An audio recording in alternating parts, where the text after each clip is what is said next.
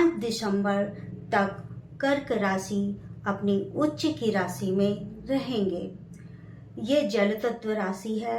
इसमें भावुकता, sensitivity, emotionality के कारक ग्रह चंद्रमा माने जाते हैं।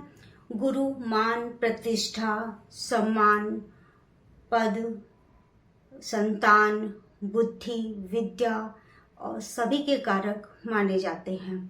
गुरु का यह गोचर बहुत ही उच्च और सुफलदायी होने वाला है। कुछ राशियों को सावधानी बरतनी पड़ेगी, कुछ को असीम ऊंचाइयां छूने को मिलेंगी। तो आइए जानते हैं 12 राशियों पर इसका क्या प्रभाव पड़ता है। हम 1 बाय 1 करके पूरा बताएंगे। चलिए, मेष राशि में यह गोचर चतुर्थ भाव में होने वाला है। यह माँ का कारक है। माँ से जुड़ाव महसूस होगा। अगर आप कहीं दूर रहते हैं तो अपनी माँ से मिलने जरूर आएंगे। हाँ, माँ का स्वास्थ्य पर ध्यान रखें। और अगर पहले से ही कोई परेशानी चल रही है तो वो घर परिवार में खुशियों का माहौल आने वाला है, परेशानियां खत्म होने वाली हैं। कैरियर में उन्नति होगी। समाज में उनकी मान मर्यादा, प्रतिष्ठा सब बढ़ेगी। और भूमि, भवन, वाहन से संबंधित, वास्तु से संबंधित आप बदलाव कर सकते हैं, अपना सुधार कर सकते हैं। वृषभ राशि वालों के लिए यह गोचर तृतीय भाव में होने वाला है, अर्थात पराक्रम भाव में होने वाला है। इसमें संबंधों में सुधार होगा, साझेदारी में सुधार होगा, विवाह के अवसर मिलेंगे। जो अविवाहित हैं उन्हें विवाह के प्रपोजल आ सकते हैं। व्यापारिक लाभ मिलेगा। हाँ, साझेदारी में समझदारी बहुत जरूरी है। इसके लिए आप समझदारी से काम लें। मिथुन राशि वालों के लिए यह गोचर धन भाव में होने वाला है। तो धन से संबंधित जितनी समस्याएं चल रही थी वो दूर होंगी। आय के स्रोत बढ़ेंगे। वित्तीय मामले में सुधार होगा। और आर्थिक जैसे खर्चों पे आप नियंत्रण रखें तो आपका यह समय बहुत ही अच्छा जाने वाला है। अब इसके बाद है कर्क राशि। कर्क राशि अर्थात स्वयं की राशि पर पड़ रहा है। आपके व्यक्तित्व में सुधार होगा। कैरियर में, अगर आप कैरियर में कोशिश कर रहे हैं तो आपको नई जॉब मिल सकती है। आत्मविश्वास बढ़ेगा। मान प्रतिष्ठा में वृद्धि होगी। और इसके साथ साथ आपको भावनात्मक रूप से अस्थिरता बनी रहेगी। धर्म साधना से आपको लाभ मिलने वाला है। अगर आप भावनात्मक अस्थिरता के कारण कोई भी निर्णय अगर आप ले रहे हैं तो सोच समझ कर लें। सिंह राशि वालों के लिए यह गोचर कैसा होगा तो हम इसको भी 1 बाय 1 समझते हैं। यह स्व विकास का समय है। आप अपने आप में ग्रोथ करेंगे और विकास करेंगे। स्वास्थ्य और संबंधी सुधार होंगे।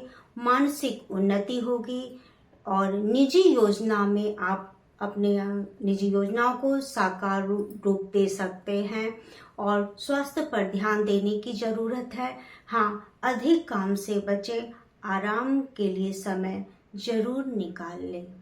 कन्या राशि वालों के लिए यह गोचर 11वें भाव अर्थात लाभ स्थान पर होने वाला है। ऐसे में सामाजिक संपर्क आपके बढ़ेंगे। मित्रों से सहयोग मिलेगा और नए समूह बनेंगे। नेटवर्किंग से आपको लाभ मिलेगा। समय और ऊर्जा को संतुलित रखें और अधिक काम से बचें, क्योंकि आपका सामाजिक सर्कल इस समय बढ़ा हुआ हो सकता है। काम का लोड बढ़ सकता है। लोग आपसे उम्मीद ज्यादा लगा सकते हैं। तुला राशि वालों के लिए यह 10वां भाव अर्थात कर्म भाव पर पड़ने वाला है। ऐसे में तुला राशि वाले जातकों के लिए ये कैरियर के लिए बहुत अच्छा समय होने वाला है। जो कैरियर में है उनकी प्रमोशन होने वाली है, प्रतिष्ठा में वृद्धि होगी, सार्वजनिक जीवन में उन्नति होगी, मान सम्मान बढ़ेगा, विभागीय और अधिकारियों के साथ संघर्ष हो सकता है, इसलिए संयम रखें और विनम्रता को अपने व्यवहार में बनाए रखें और ये समय बहुत ही अच्छा जाएगा। वृश्चिक राशि वालों के लिए यह भाग्य भाव में अर्थात नवम भाव में रहेंगे। ऐसे में दर्शन के क्षेत्र में आपकी रुचि बढ़ सकती है, विदेश यात्रा के लिए आप जा सकते हैं और प्रतियोगी परीक्षा में आपको विशेष सफलता मिल सकती है।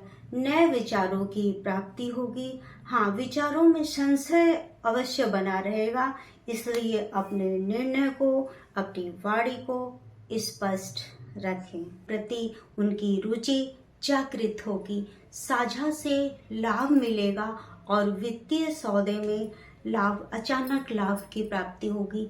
हाँ, सोच समझकर निवेश करें, अनावश्यक निवेश से बचें। आपके लिए ये समय बहुत ही खास होने वाला है। मकर राशि वालों के लिए यह गोचर सप्तम भाव में होगा। यह व्यापार और विवाह का स्थान माना जाता है। ऐसी स्थिति में साझेदारी और व्यापारिक संबंध मजबूत होंगे। विवाह आदि के मामले हो सकते हैं। विवाह जिनके नहीं हुए हैं उनके अवसर मिल सकते हैं।